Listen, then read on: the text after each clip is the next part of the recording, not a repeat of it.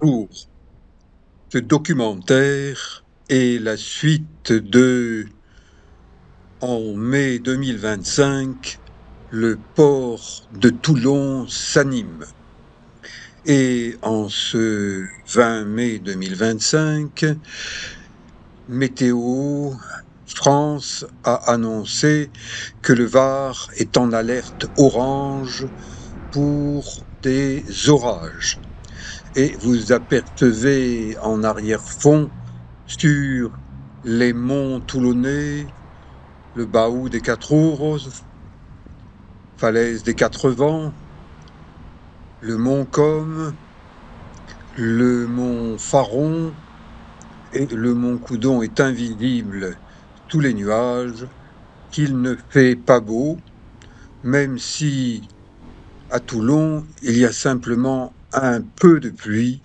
Eh bien, ailleurs dans le Var, du côté du Lavandou et de la plage du secteur de Cavalières, dont je vous ai montré à plusieurs reprises que c'est un endroit superbe avec des forêts de mimosas, eh bien, des trombes d'eau se sont abattues en faisant des victimes. 3 personnes sont mortes pendant cette alerte orange, pendant ces orages, alors qu'à Toulon, il y a un petit peu de pluie qui fait que, comme les jours de pluie, je m'entraîne sur la coursive du 6e étage du Palais La Sens avec une vue superbe sur Toulon. Et étant donné que je suis au 6e étage et qu'il est un peu tôt, il n'y a pas encore de pollution citadine. Il m'arrive de m'arrêter d'un bout à l'autre de la coursive et d'effectuer des exercices du style pompe, fente, étirement, qui sont absolument indispensables à mon organisme, puisque j'approche des 75 ans et que j'invite tous les seniors à se servir de ce que je montre pour qu'ils adaptent, en fonction de l'endroit où ils habitent, la possibilité de s'entraîner en ville, chez soi, dans son immeuble, dans les escaliers. Monter des escaliers, ça permet d'entretenir son cœur, ses poumons, sa circulation. C'est bon pour la santé en général. Et la pluie commence à faire son œuvre sur le port de Toulon à partir de 9 heures. Il y a des orages, on entend gronder le tonnerre et vous voyez que des gens se réfugient sous les bâches de la crêperie du port. Attention, il ne fait pas beau, alors que chez moi, je me sens bien avec le drapeau de l'Espagne. Je passe ma journée à travailler comme masseur kinésithérapeute spécialisé en méthode Mézières et en fin de journée, 2 patients m'annoncent qu'ils ne peuvent pas venir. Donc, je saute dans un bus de la ligne 6 en direction de Terre Promise.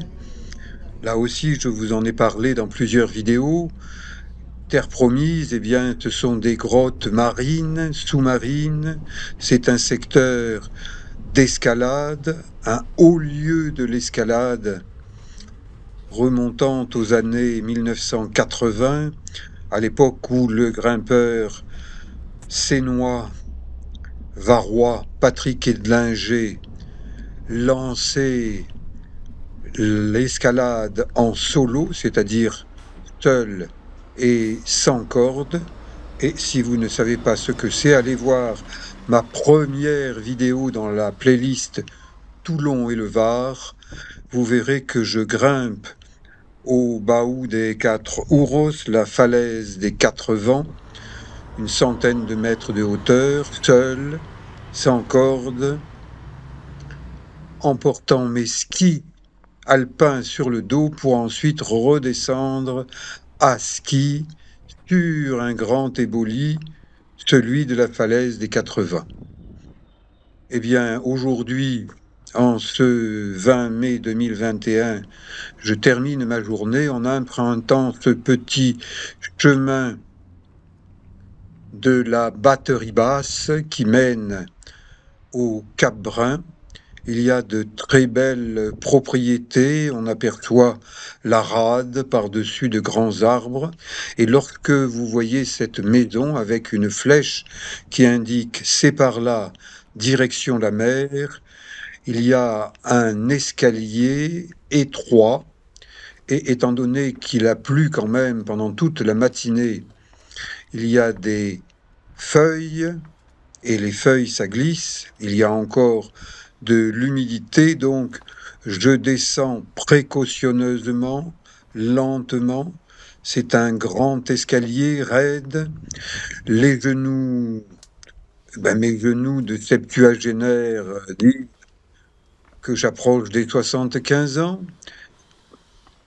et aujourd'hui, je me sers de la rampe, elle me sécurise. Pente raide, risque de glissade, je n'ai aucune envie de me retrouver sur les fesses, de me faire mal. Ça peut faire mal aux genoux quand on dérape et qu'on tombe assis par terre. Ça peut générer des entorses, surtout des pieds, chevilles. Les miennes ont été traumatisées et je récupère, mais je fais attention. Et là, encore des marches d'escalier en bois avec de la terre, avec des gravillons. Les gravillons, c'est extrêmement dangereux. Et oui, je vous parle de danger, je vous parle de risque, parce que c'est à prendre en considération si on veut, surtout quand on est vieux, éviter de se faire mal. Et j'approche de la mer, je constate qu'il y a une petite houle et je fais encore plus attention quand je me rapproche sur un sentier avec des gravillons. J'admire les rochers, moi j'aime les rochers, je trouve ça très beau, se mariant avec la mer, c'est encore plus beau.